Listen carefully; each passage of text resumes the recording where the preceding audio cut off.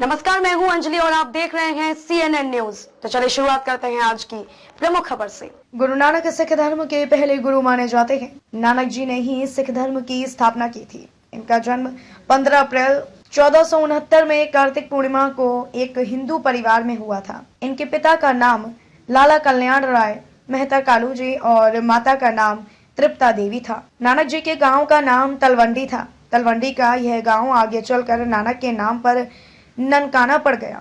इनका परिवार कृषि करके आमदनी करता था। गुरु नानक का जहां जन्म हुआ था वह स्थान आज उन्हीं के नाम पर ननकाना के नाम से जाना जाता है। ननकाना अब पाकिस्तान में है। नानक जी में बचपन से ही आध्यात्मिक विवेक और विचारशील जैसी कई खूबियां मौजूद थी। उन्होंने 7 साल की उम्र में ही हिंदी और संस्कृत सीख ली थी।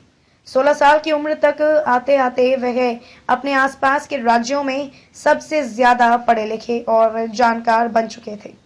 इस्लाम, ईसाई धर्म, यहूदी धर्म और शास्त्रों के बारे में भी नानक जी को जानकारी थी। शास्त्री होने के बाद उन्होंने अपने सिद्धांतों का प्रसार हेतु एक सन्यासी की तरह अपनी पत्नी और दोनों पुत्रों को छोड़कर धर्म के मार्ग पर निकल पड़े और लोगों को सत्य और प्रेम का पाठ पढ़ाना आरंभ कर दिया। धार्मिक कट्टरता के वातावरण में उदित गुरु नानक जी ने धर्म को उदारता की एक नई परिभाषा दी। उन्होंने जगह जगह घूमकर तत्कालीन अंधविश्वासों, पाखंडी आदि का जमकर विरोध किया। वह हिंदू मुस्लिम एकता के भारी समर्थक थे। धार्मिक सद्भाव की स्थापना के लिए उन्होंने सभी तीर्थों की यात्रा की और सभी धर्मों के लोगों को अपना शिष्य बनाया। उन्होंने हिंदू धर्म और इस्लाम धर्म दोनों की मूल एक सर्वोत्तम इच्छाओं को सब मिश्रित करके एक नए धर्म की स्थापना की, जिसके मिलाधार थे प्रेम और समानता। यही बाद में सिख धर्म कहलाए। भारत में अपनी ज्ञान की ज्योति जगाने के बाद उन्होंने मक्का मदीना की यात्रा की और वहां के निवासी भी उनसे अत्यधिक प्रभावित हुए। 25 वर्ष के भ्रमण के पश्चात गुरु नानक साहेब करतारपुर में बस गए और वहीं रहकर उपदेश देने लगे। उनकी वाणी आज भी गुरु ग्रंथ साहिब में संग्रहित है।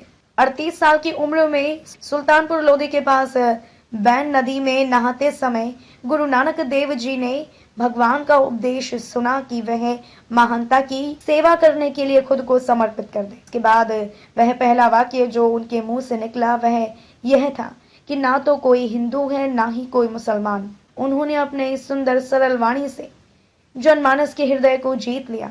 लोगों को बहुत सरल भाषा में समझाया कि सभी इंसान एक दूसरे के भाई है। ईश्वर हम सबके पिता है।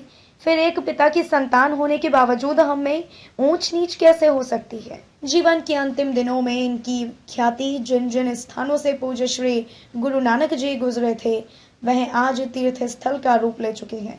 अंत में 22 सितंबर 1539 में जपू जी का पाठ करते हुए उनका स्वर्ग प्रयाण हुआ। मृत्यु से पहले उन्होंने अपने शिष्य भाई लहना को अपना उत्तराधिकार घोषित किया, जो बाद में गुरु अंगद देव के नाम से जाने गए।